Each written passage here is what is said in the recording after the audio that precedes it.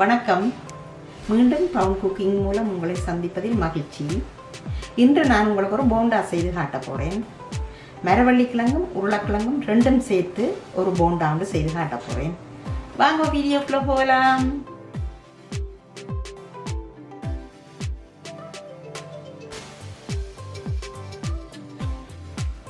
ஒரு ராத்தல் மரவள்ளிக்கிழங்கு எடுத்து நான் 2 பெரிய சைஸ் உருளைக்கிழங்கு எடுத்து நான் ரெண்டும் சேர்த்து உண்டாவியை போட்டு தான் உங்களுக்கு இப்போ போண்டா செய்து காட்ட போகிறேன். இந்த உருளைக்கிழங்கு போண்டா செய்கிறதுக்கு நான் முதல் 2 லிட்டர் தண்ணி எடுத்து பாயில் பண்ண விட்டுருக்கிறேன். இதுக்கு முதல் உப்பை போடுவோம். 1 டேபிள் ஸ்பூன் உப்பு போட்டேன் நான். பிறகு மரவள்ளிக்கிழங்கு உருளைக்கிழங்கு அவிய போடுவோம். இப்போ வந்து மூடியால் மூடி ஒரு 8 to 10 minutes விடுவோம். இப்போ வந்து 2 கிழங்கும் அவிஞ்சிட்டுது. இது உருளைக்கிழங்குல தோலையை முறிச்சு, இது மரவள்ளிக்கிழங்குல இந்த நடுவில் இருக்கிற இந்த வேரும் நாங்கள் எடுக்கணும். காட்டுறோம் பாருங்க. இந்த வேர் எடுக்கணும். இந்த வேரி எடுத்து இந்த தோலும் எடுத்து மேஷ் பண்ணி போட்டு பிறகு காட்டுறேன் உங்களுக்கு. இப்போ வந்து 2 கிழங்கும் மேஷ் பண்ணியாச்சு. இப்போ மீடியம் ஹீட்டில் பேனை வச்சு 2 டேபிள் ஸ்பூன் எண்ணெய் விடுறேன்.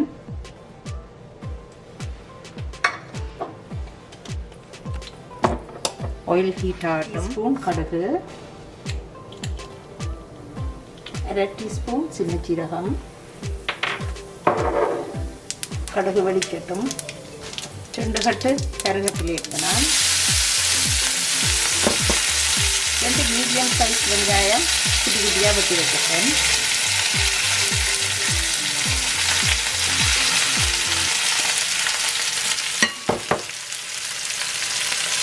5 பச்சை மிளகாய் குட்டி குட்டியாக வெட்டி வச்சுருக்கேன்.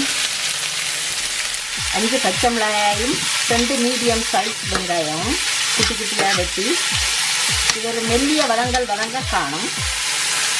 இதுக்குரிய உப்பு போடுவோம். இதுக்கு ஒரு 1 டேபிள் ஸ்பூன் உப்பு போடுறோம். இந்த வெங்காயம் இதுகளுக்கு 1 டேபிள் ஸ்பூன் மிளகாய்த்தூள். ஒரு 3 நிமிஷம் நாங்கள் போட்ட இந்த மிளகாய்த்தூள்கள் கொஞ்சம் அந்த பச்சை மணம் போகிற அளவு வதக்கினா சரி. ஒரு 3 நிமிஷம் காணும். இப்போ வந்து ஒரு பிரட்டி இப்போ வந்து அந்த பச்சை மணம் போயிட்டுது. இப்போ வந்து நாங்கள் அவிச்சு மேஷ் பண்ணி வச்ச 2 கிழங்கையும் இதுக்கு போடுவோம். போட்டு ஒரு பிரட்டணும். இப்போ வந்து ஒரு 2 நிமிஷம் அடுப்பில் வச்சு இந்த அவிச்ச உருளைக்கிழங்கு போட்டு பிரட்டிட்டோம். இனி ஆற விட்டு தான் உருளை பிடிக்கணும். அதுக்கிடையில் நாங்கள் அடுப்பில் வந்து பேனை வச்சு எண்ணெயை வச்சு சூடாக்குவோம். இது வந்து தோய்மா தயாரிச்சு நான் 1/2 கப் கடலைமா, 1/4 கப் அரிசிமா, வெள்ளை அரிசிமா, 1/4 கப் அவிக்காத கோதம்பமா அல்லது நீங்கள் அவிக்காத ஆட்டமாகவும் போடலாம். உப்பு போட்டு கரைச்சி வச்சுருக்கிறேன். இது வந்து இந்த பேனில் 1 லிட்டர் ஆயில் போட்டு ஹீட் பண்ணிட்டேன். இப்போ ஹீட் ஆகுது. கொஞ்சம் கொதிக்க விட்டு தான் போண்டா போட போகிறேன். இப்போ வந்து ஹீட் வந்து மீடியத்தை விட கொஞ்சம் கூட்டி விட்டுருக்குறேன். பேன்லேயே ஆயில் விட்டு என்னென்ன போண்டா பொரிக்கிறதுக்கு கொஞ்சம் கையுக்கும் மீடியத்துக்கும் இடையில விட்டுறேன். உருட்டி வச்ச போண்டாவை இந்த பேட்டரில் போடுறேன். போட்டு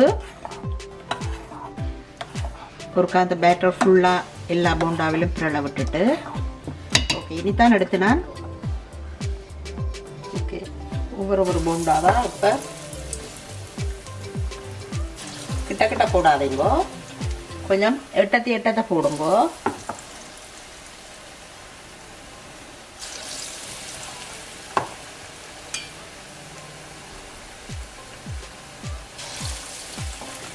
இப்போ வந்து ஒரு நிமிஷம் விட்டேன் நான். 1 நிமிஷத்துக்கு பிறகு அடுத்த பக்கம் நீங்கள் பிரட்டி விடலாம்.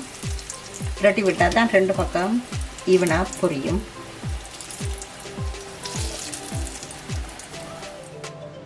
இப்போ மரவள்ளிக்கிழங்கும் உருளைக்கிழங்கும் சேர்ந்து செய்த போண்டா ரெடி ஆகிட்டுது.